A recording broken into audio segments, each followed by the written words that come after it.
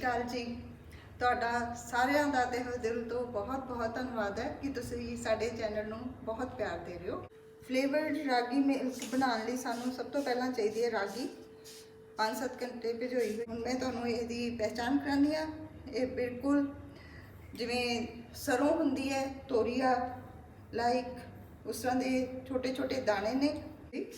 ਤੇ ਦੂਸਰਾ ਸਾਨੂੰ ਚਾਹੀਦਾ ਹੈ शक्कर गुड़ या ब्राउन शुगर तो पानी चाहिए।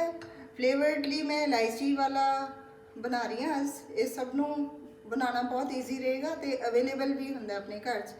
ये 2-2.5 गिलास पानी में मैं 2 इलायचियाँ उबाल के फ्रिज में ठंडा किया हुआ कि जेडे ठंडा पसंद करते हैं ठंडा पी सकते हो, या जो किसी ने गर्म पीना चाहता तो उन्होंने गर्म रख सकता है।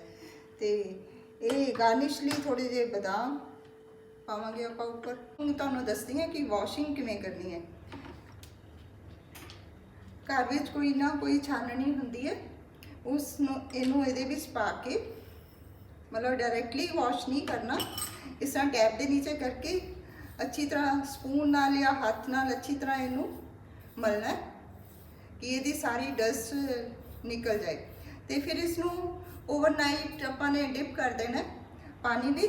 नैक्सट डे आप बनावे 5-6 घंटे इनू डिप रहन देना, फिर ही आप इनू बनावा। 5 गुने पानी में डिप किया सीगा जी, तो उहदे नाल काफ़ी फुल गई, इहदा फाइबर एक्सपेंड हो गया। बनाना बहुत ईजी है। सब तो पहला आपने रागी लैनी है। रागी नू आपने 3-4 मिनट ग्राइंड करना प्रॉपरली ग्राइंडर दे विच। इहदे विच आपां जार दूसरा नहीं लेना, ग्राइंडर ही लेना।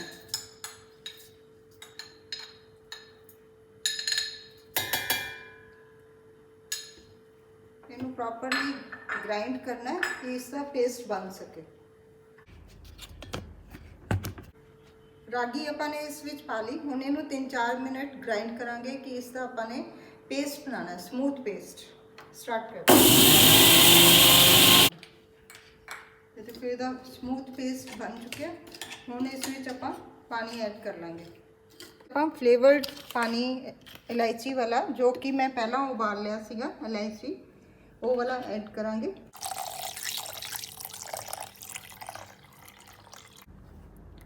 हुण इहदे विच टेस्ट के अकॉर्डिंग आपां शक्कर यूज़ कर रहे हैं। बड़ी सोहनी खुशबू आ रही है इहदे चों इलायची दी। वारी होर इहनूं घुमा लैंदे ते इहनूं छान के आपां यूज़ करांगे। बस हुण इहनूं आपां सर्व करते हैं 2 मिनट।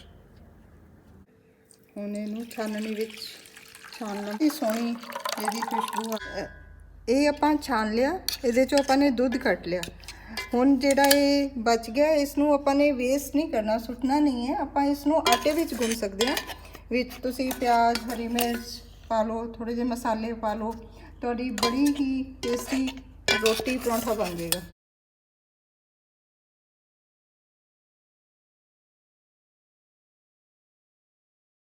ਜਿਹੜੇ ਬੱਚੇ ਚਾਕਲੇਟ ਮਿਲਕ ਪੀਂਦੇ ਆ ਉਹ ਭੁੱਲ ਜਾਣਗੇ ਤੇ ਇਸ ਦੀ ਹੀ ਡਿਮਾਂਡ ਕਰਿਆ ਕਰਨਗੇ।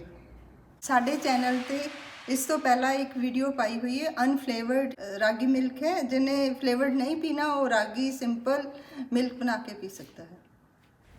ਜੇ ਤੁਸੀਂ ਚੈਨਲ ਸਬਸਕ੍ਰਾਈਬ ਨਹੀਂ ਕੀਤਾ ਤਾਂ ਪਲੀਜ਼ ਕਰ ਦਿਓ ਤੇ ਬੈਲ ਆਈਕਨ ਵੀ ਦਬ ਦਿਓ ਤੇ ਲਾਈਕ ਕਮੈਂਟ ਤੇ ਸ਼ੇਅਰ ਕਰੋ।